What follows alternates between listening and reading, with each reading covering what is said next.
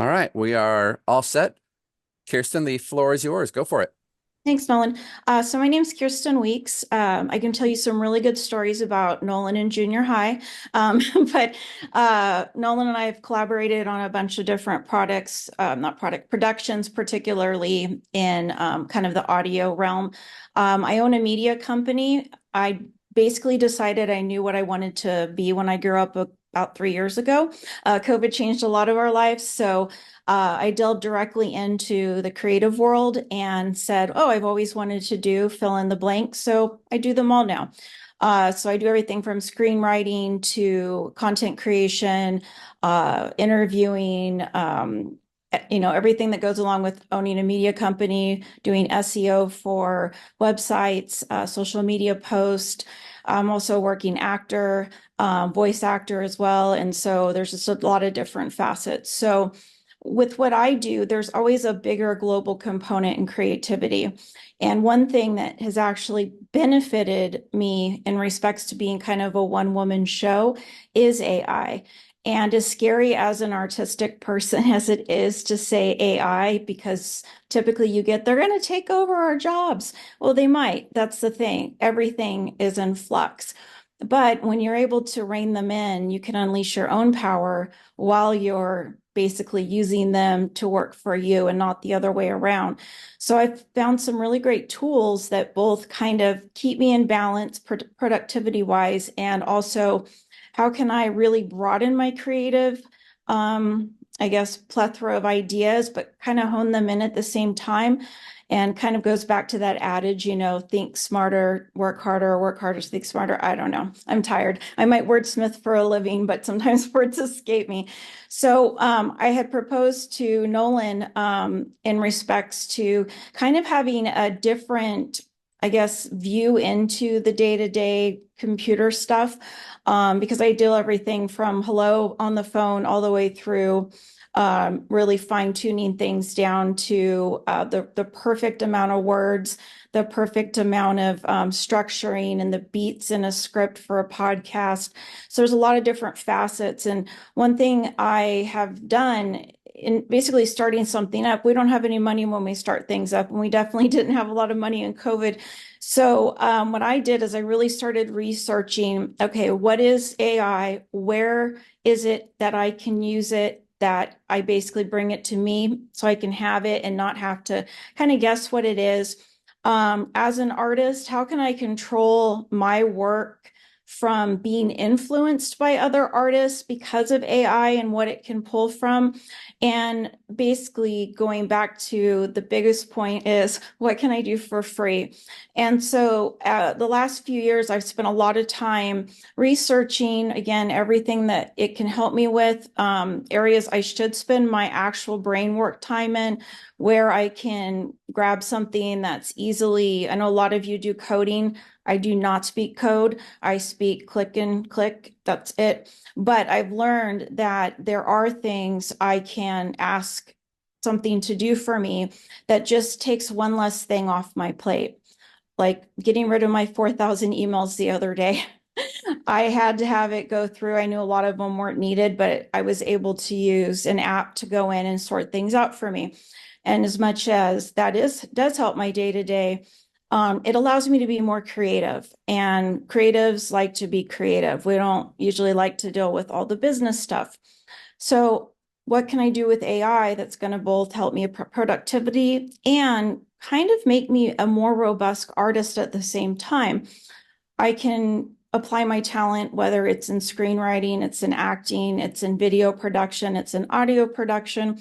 Where can I use AI to support me where I can really spend my time, not only on what I'm really good at, but what I really love doing, but still not miss something or not realize you can take one thing you made and break it into 10 different things for different platforms.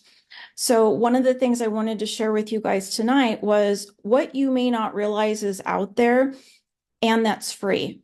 So I didn't want to pass along any resources of AI, whether you're aware of it or not, that was like, oh, that's great, but it's $50 a month. And I may use that once a month and I'm not sure. Anything I'm going to share with you tonight, I use daily. I rely on it like having a coworker because I can't afford one. I need an executive assistant, but I'm my own for now. And it's really fun to play with too. I really advocate for we shouldn't rely on AI to make things for us. We should use AI to help us enhance what we've already made. So again, as someone who wordsmiths, I'll have a very grand idea. I'll have the words hitting in my head just right. And I'll think, but there's got to be another way to say that. I just can't, like, your brain starts ticking.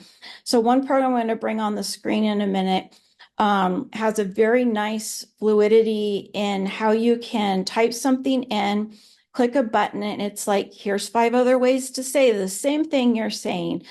And sometimes, you know, as a poet, or Nolan accuses me of needing my own dictionary sometimes. I speak in prose, it's just my verbiage.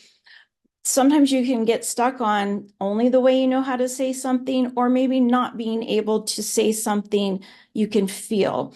So I'm going to bring on the screen here a program that is for writing. So perfect. Okay. So a lot of you've heard of, I'm sure, Chat GPT.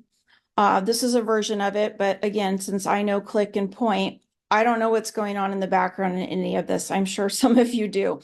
But what I'm able to use it for really helps my day to day. And again, this is a completely free program. I'm not even signed in. I don't have to give them anything, and I'm able to use the entire robust program because ultimately, the way I found these free tools is there'll be a business that maybe is tied into a piece of something I do. So of course, to loop you in, they offer free resources on their site. I don't need their full-in business, but their free resource is actually valuable to me. So those are the type of examples and what I use day to day. So Quick Tools by PixArt. Who cares what they do normally? What I use is the AI writer.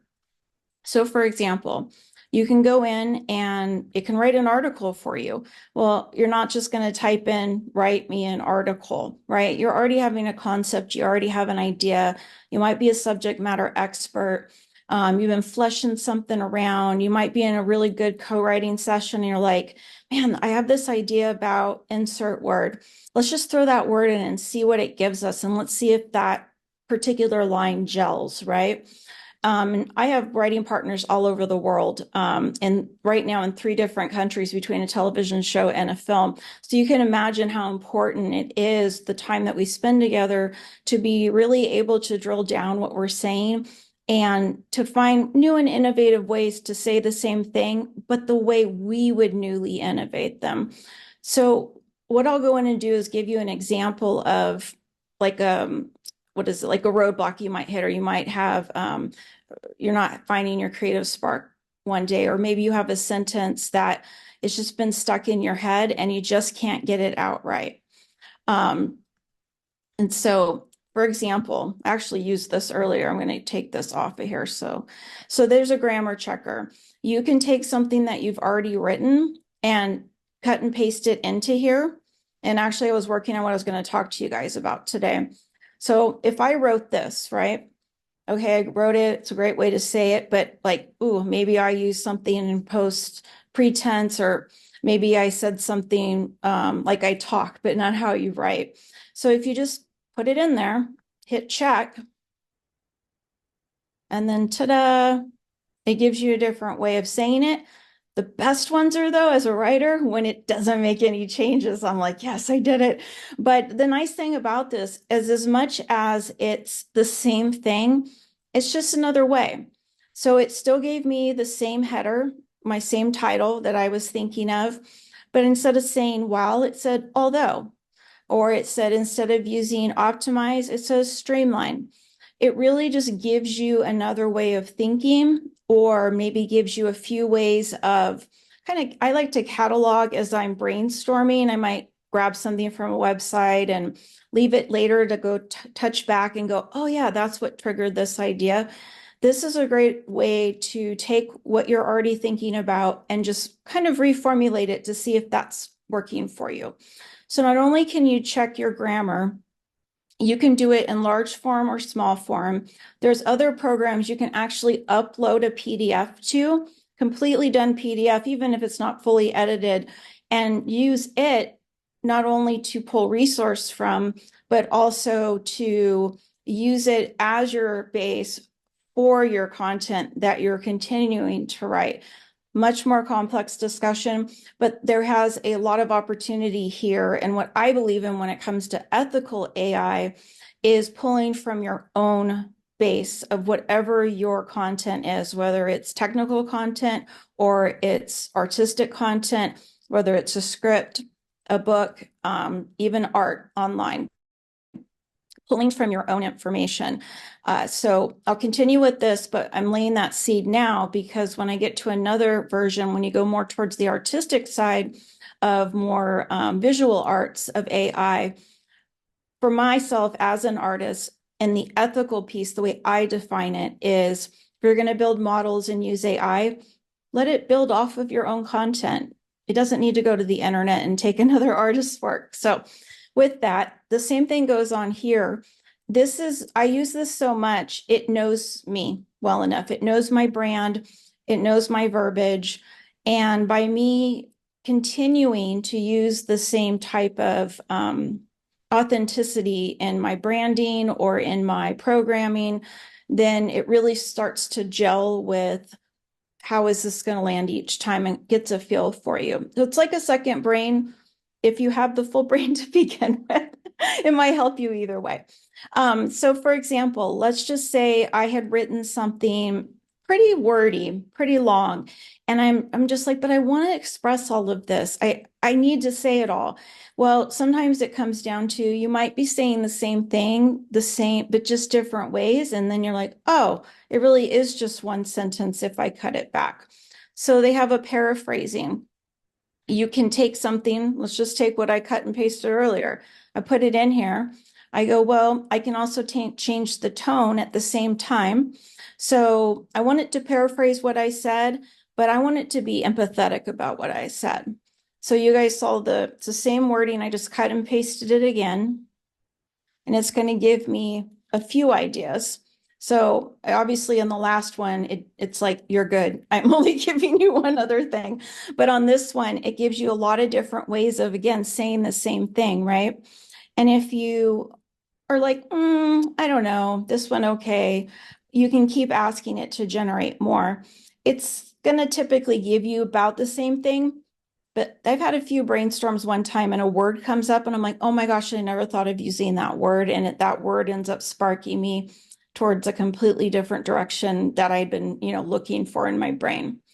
You can do things like shorten a longer sentence. So same thing. If I wanted to shorten that text, boom, one sentence.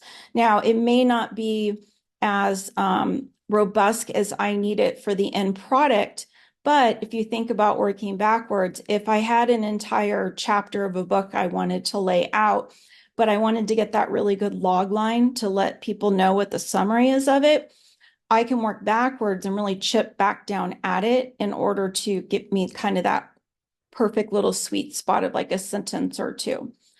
It does have some word limitations, but you can do things in chunks. I'd say the average paragraph usually isn't more than 1,000 words, so you can break things down depending on what you're writing. Back to what I had mentioned about the PDF, summarizing is really great. If you have the larger text, cut it in or paste it in there. Tell it what you want it to do. Do you want it to bullet point it? Do you want it to write it into a short paragraph? Because maybe it's kind of choppy. It's just a bunch of ideas you're throwing in there. And then tell it what its purpose is for, and then describe what the text will be used for. So this is a really good one. I'm going to take what I used earlier, just going to throw it in here. I want it bullet pointed, so I want it to really structure it for me. What's the purpose of this? I'm going to say a blog. Okay, and describe what the text will be used for. Presentation. Boom. And it'll give me that. So now, if I had a bigger concept about what I was going to talk to you guys about tonight, which I'd been doing, I've been saving things and looking at them. Chopping it back down, knowing the bigger context, it just gave me my 6 bullet points for, say, a PowerPoint slide. So it's really slick. Whether you're doing something for work, whether you're writing like a happy 50th birthday speech for a friend, whatever it may be, it's just another way to kind of, I guess, have that camaraderie with a fake thing that isn't there, because we don't always have someone we can, say, let me throw this off of you and see what you think.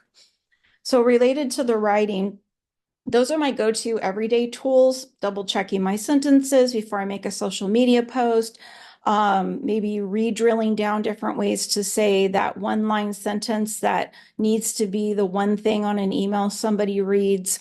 Just really fine tuning, knowing my branding, knowing my authenticity. That's a whole nother discussion about what works online for content creators as well. Everything's tied to authenticity. And so knowing your key markers and knowing what your message is, it makes it a lot easier to kind of build the bones around what you're trying to message out, dependent on the context. We can have the same exact information shared 20 different ways depending on your audience. And a good way to explain that is I have a few pitch decks right now that I've had to create. One is for my agent to use when she's presenting me. One is my whole company as a business structure to save financing. Another one is one of the projects in the larger scope. And they all have a different tone and they all have a different receiving audience. So you're really saying the same thing in all of them, but you're just finding a different way to say it depending on who your audience is. So if you go further into this program, and of course, I'll send Nolan all the links and he'll put them inside the video information area. There's so much you can do. Again, this is 100% free. You can come up with taglines. You can come up with meta descriptions. You could come up with titles of even how you want to label things that are non-work related. Come up with a cute way to, call the colors in your closet different shades of green. You can come up with, like I said, slogan, product descriptions. Even, sometimes we'll put up on social media, just in our personal lives, a quick little description about a picture. It's not a difficult thing to do. It's like, oh, me and the kids were at insert place we did this, right? But sometimes we really maybe want to say something a little more poignant to get a memory across, or to share feelings or something that we're struggling with. Even this can be good for getting your own feelings out on paper and kind of hearing your own words back at you. So I use the product description and let's see, remember where it is. Where is it? Oh, it's a caption one. And I'll use that when I'm trying to describe a picture that I'm putting online, even for my personal stuff, just because it's kind of fun, but I also love words.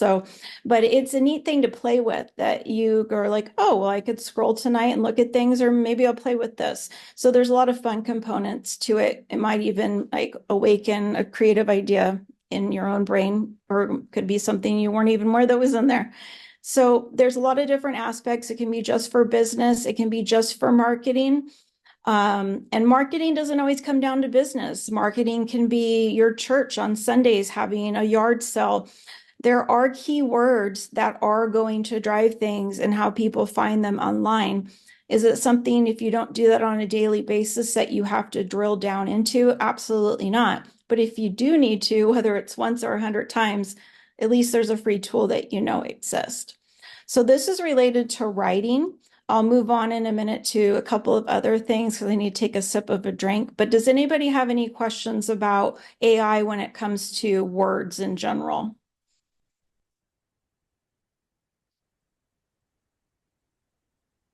Nope. Everybody awake? I think you're good. Okay, great. So going back, I'm actually going to stop sharing the screen for just a second. Going back to kind of my words for ethical AI use, in respects to making art. And what I mean art is visual art, because art comes in a million things. It can come in music, it can come in art, it can come in, You know, the way you make somebody feel is an art. You know, there's healing arts like massage. So for me, when it comes to the visual art, the tangible, something you can put your hand on or you can see, it involves the senses.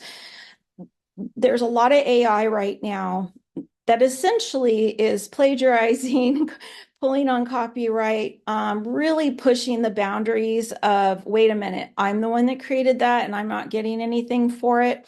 As much as it's community of sharing, having ideas, spark ideas is wonderful, but blatant plagiarism and blatant ripping off somebody's style because a computer did it, that's a whole nother thing. So I was really excited as a visual artist when I came across a program that was not only something that could just live on my MacBook Pro, but it also only uses what I put in it. It doesn't live on the web. It only lives on my MacBook. I don't even know what that's called. Nolan does, but it's local. And it builds my models for making art stuff, keeps making it based on what I've made, which is really cool because my art's elevated over time. So I don't think I'm not sure, I'll try to share it, but I don't think I can actually share the thing that it's on the computer, but I'll bring it up online to show you what it is. But I wanted to show you real quick the web page about it. It's called Diffusion Bee. There's a few different ones, whether you're on PC or Mac. I'm on Mac and I've tried a few others that are free. I prefer Diffusion Bee because it is so free. It also lets me get free models, or, you know, if someone made a model that I paid for, and lets me use anything I want on it locally. So it's the only reason I advocate for it, but everything with it, it's free as well. Let me share the screen here again.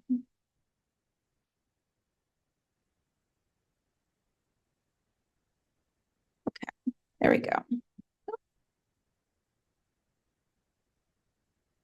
The little thing that says it's being recorded is right where I need to click. It won't let me click.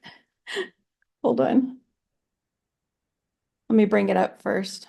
The little thing is blocking my screen here.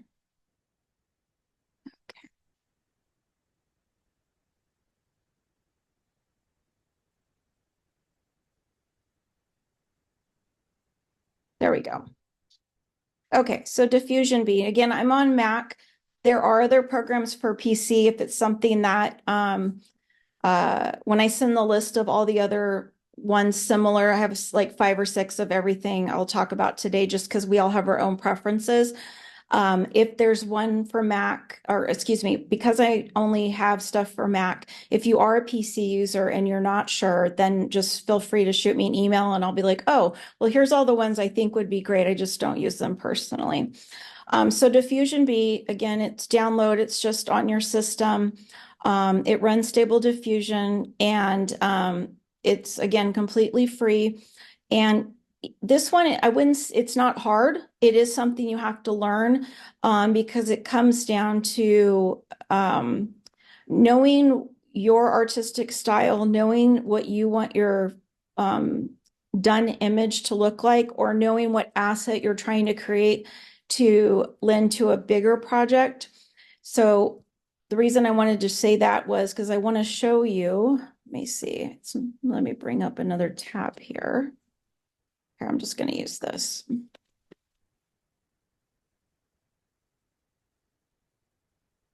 So this is my website.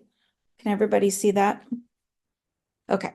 So everything on my website, whether it's a video or a graphic icon, a GIF, whatever it is, I have 99% created it from scratch.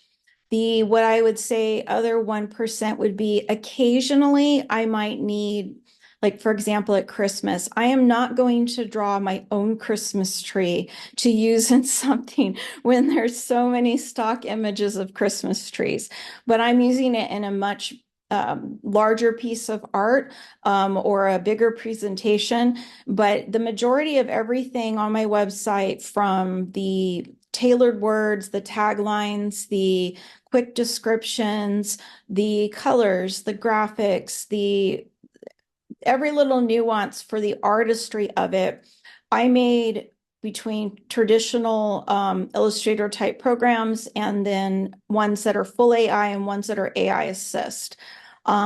Things from Adobe to the Diffusion Bee, Canva. And again, Canva has a robust free version. Adobe, I'm not so sure on their robust just because I have the paid version, but the majority of what you'll see on my website for the artistic graphics were made with free programming or mostly free programming, but then maybe finished off in something that I have a monthly subscription for. But the main reason I wanted to come here was to go to my shop. Everything in, what's this? Oh, sorry, that's my Patreon. That's the wrong one. There it is. Everything in here that I've created design wise, I have used mostly some type of AI based program and to create the base design. So this piece of skull, I had a concept of this. I drew it up. I had the ideas for the watercolor and a bunch of other things. And I played around with the different programming of typing in things in Diffusion Bee and giving it parameters and knowing use the word vector instead of the word handwritten. There's all different ways to type in things for the art, the visual art for AI. And it basically over time between the layers, adding in the colors, the hues, the different types of let me show you the graphic pieces, the effects I could add, ultimately became this really cool graphic that then I went and added it onto the print. So for example, in this one, that piece of art was made with AI at the end of the day because I had AI assist with it. And that was one big thing I wanted to pull back to as well. You can have diffusion bees, you can have the free tools from PixArt, you can have several others that are available. But as an artist, I really do promote there cannot be artistry without the human. And adding your authenticity and adding yourself into whether you're creating art or you're creating your tagline for your company or a new way to greet a lead you have in your freelance business, whatever it may be. Really, these AI tools, at least for me and what I advocate for, are resources for you to basically take what you're already doing great and just make it even better. Because no matter how much we train AI, we're the authentic piece of it. God forbid AI knows how to be authentic. But I just want everybody to know it's like, don't be afraid of these tools. Use them in your everyday life. Use them for fun. Use them to support your business. Use them to brainstorm. Use them for a Mother's Day card or whatever it may be, whatever you're needing to express. But no matter what, it can't get made without you. So just believe in that you have something there and you want to share it. And there's tools that can help you do it. Did I know how to write a screenplay 3 years ago? No, I didn't. I taught myself and I used a lot of AI to help guide me and structure things and look at things with a different eye per se. So in covering the writing side, covering the artistic visual art side, there's also free tools for, like I was mentioning earlier, getting your emails checked and alerting you for keywords, scrapers that go out for me particularly. And I say, go get every video that has hashtag cat that has more than 1 million followers. I have some reactionary content. All those little tools will lend in towards basically freeing up the time for you to do what you love and that you're really great at and all the stuff that bogs us down, you know, like paying taxes. So there are so many out there and they're free. They'll make you even better than you already are. I'll send a list to Nolan. There's so many different areas. It's hard to know exactly what everybody's nuances are. So I've created a semi database of like, okay, these are these for this, this is that. But then here's like 5 major resources where all AI can be found. And then you can narrow down even more nuanced stuff. And there's stuff out there for like give yourself a astrological reading AI all the way to you can write a symphony with help, right? So as much as I've gathered, I'll pass those along to Nolan. Again, anything I sent is completely free. There may be options for some of those companies. If you pay more, you might get more. But I can tell you, I can run a media business and all of the arts in whatever capacity. All the AI tools I'm using are free. So, does anybody have any questions? Feel free to unmute your microphones and just ask away, guys. I don't have any questions, but I just really want to thank you for going into all of this stuff. It's been a mystery to me. Good. Yeah, I mean, I still find new stuff every day myself. It's just a matter of how much more mind space I want to give myself to learning. Yeah. I'd kind of like to hear from, I know a couple folks in the chat are designers or they do some component of graphic design as their main gig. I'm going to not single anybody up by name, but just if anyone in that kind of space has a thought on this, I'd be curious what your experience has been with AI tools so far, or what your thoughts are on some of the things Kearsten showed or other similar apps you've maybe looked at recently, if anybody has any. Yeah, I am a graphic designer, but I haven't used any AI Okay. yet. Yeah, I probably know why, which is my biggest thing is, like I said, I'll use AI to make myself a generic Christmas tree with all my other stuff. But what is nice is I've been using it, for example, I don't know if you use Adobe, in their Yes. Illustrator, they now have their beta AI. So I, for example, was trying to come up with an illustrated scene, kind of a campfire scene that I needed as a visual for a presentation I was giving on a production I have coming out. And I could see it in my head, but I couldn't find a static image that already existed. And it wasn't anything I needed to like produce for anything. It was just like an added component. And I actually used Illustrator and used their beta component in Illustrator and said campfire, dragon, ember, blah, blah, medieval, da, da, da.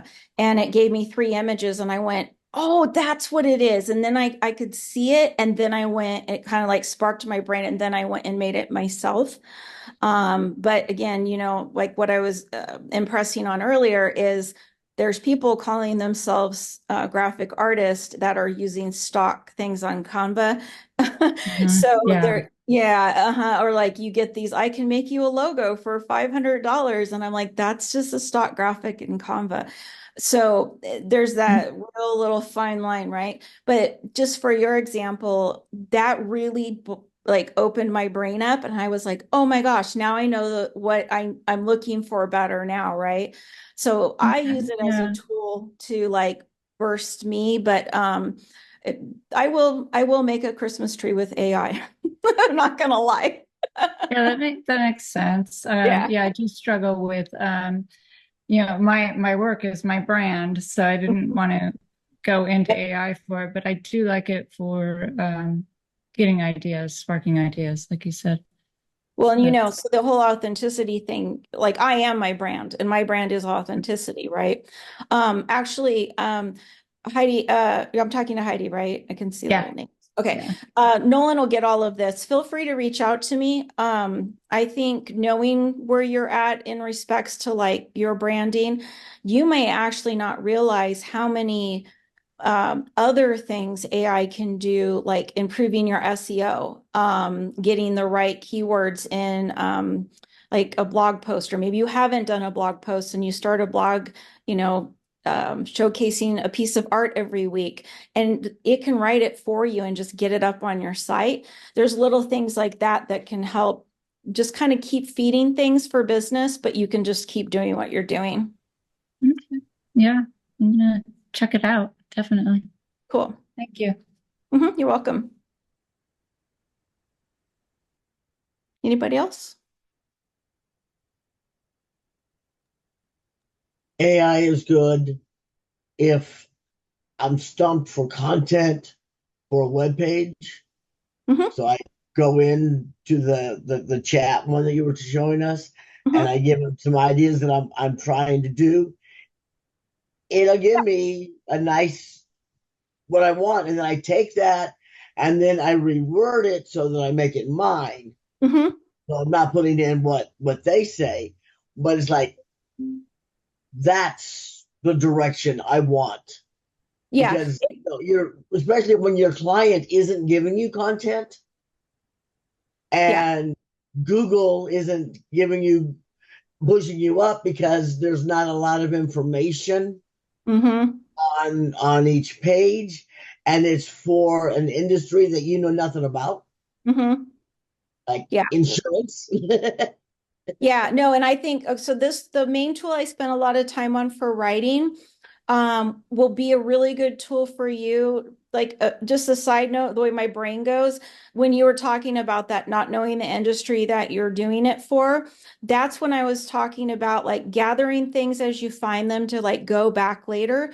So for Yeah, example, if say I took on a client that was in the insurance industry, I don't know anything, right? I would go out and look, okay, what is Progressive doing or what is Blue Cross doing, and just grab all their stuff and like find their keywords they're using, right? Use their little thing that they have on their website. You put it into this, and it'll say, this is another way Blue Shield might say whatever they're saying. And then you look at that with the branding of your client and go, aha, and then you find those words that work for their website and really fine tune it in like the writing program I was mentioning. For me, I have 3 running programs, the base business, the film, the TV show, and a few other projects.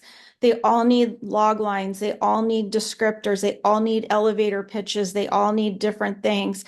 And I really had to fine tune it. And again, like having a client you don't know, I don't know who's I'm going to pitch it to, who's going to give me money to make it. I'm almost like the missing the piece of I'm missing the buyer persona, right? I'm like going from one end to the other. So what I did is I went and grabbed ways I liked other companies saying things, knew my heart, like knew the story I was trying to tell, whether I was the story or a literal story on a piece of paper. That's what you have to hold true to and keep having it come back.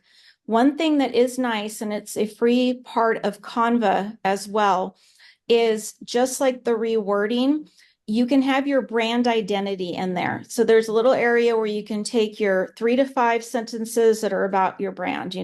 Like for me, I'm a new wave in entertainment, where reality is reimagined, blah, blah, blah, those key beats. And in there, when you're making things, whether you're making a graphic for a website or you're typing in words to tie to the SEO, it's all intertwined. So if you put your key branding in that little paragraph and you hit give me a better idea, it's always going to know the authenticity of your brand. Like Heidi was saying, when it gives you a suggestion. Now you can take or leave that suggestion, or like you were saying before, use that as your catalyst to add the branding of whomever, whether it's yourself or your client, and kind of mish that together and go, mwah, when you find that perfect sentence, that's like their standard. And then everything else pivots off of that. You have a great idea for this or that because you tie it right back to that main sentence that was like the perfect tagline or whatever it may be. That's where that brand authenticity sets. So for you, I would highly suggest using it as a tool when you don't know who your client base keywords are, right? Because it's not robbing anybody of anything. If anything, it's stirring your brain with information you're learning at the same time.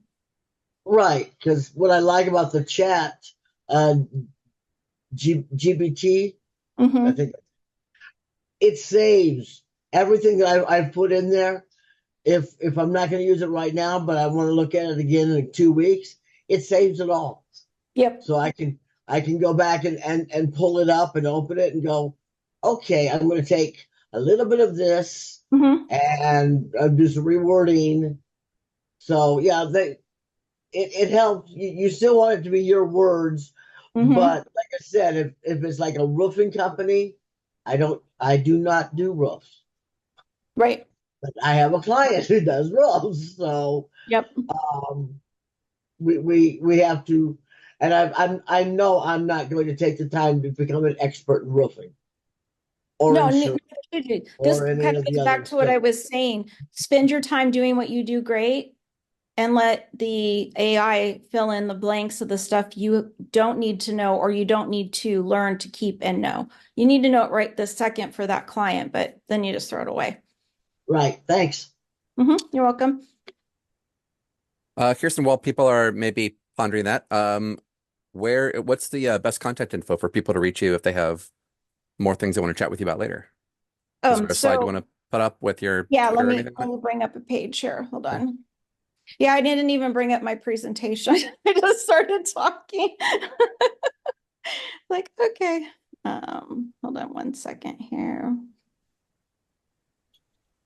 Nolan, have you used Copilot at all with coding stuff? Tiny bit. I've used a couple of different code things a little bit. My experience with, parts I've used have been um, let's see, I've had pretty good luck with doing things like if I have a config file, like a package.json file that's got a typo in it somewhere that I can't see, or a Docker compose file with a problem in it that I can't see. I've thrown those at either Copilot or ChatGPT, a couple of different things, and said, what's wrong with this file? And it's come back and found the bug for me pretty regularly. When I've asked the AI tools to like write me a function in XYZ language that does this thing, I get more mixed results. Sometimes the code is syntactically correct, but maybe it's based on like an older version of the library. So when I put it in my current project, they're using something that has been deprecated and it broke. So I still have to go in and actually do some legwork to figure out, okay, what's the new method signature? And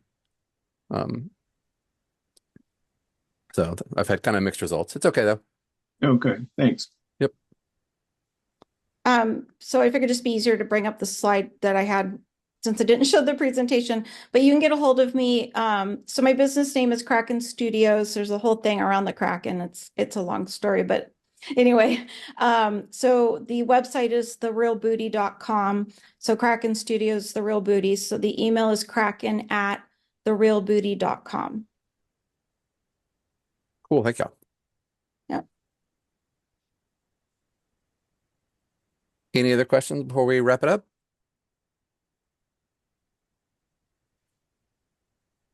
I think we're done. Awesome. Thanks everyone for hanging out tonight. Kearsten, thank you very much for all the info. Appreciate it. Yep. We will get the recording of this edited and thrown onto YouTube sometime in the next, let's say, month and a half, just to give me time. But you can find us on sackinteractive.com. If you're not on the mailing list yet, please sign up. We can tell you about other meetings we have coming up in the future. We're also on Facebook, Twitter, LinkedIn, just as Sac Interactive Tech Meetup. So I'm going to go ahead and stop the recording. Thank you everyone for joining us tonight.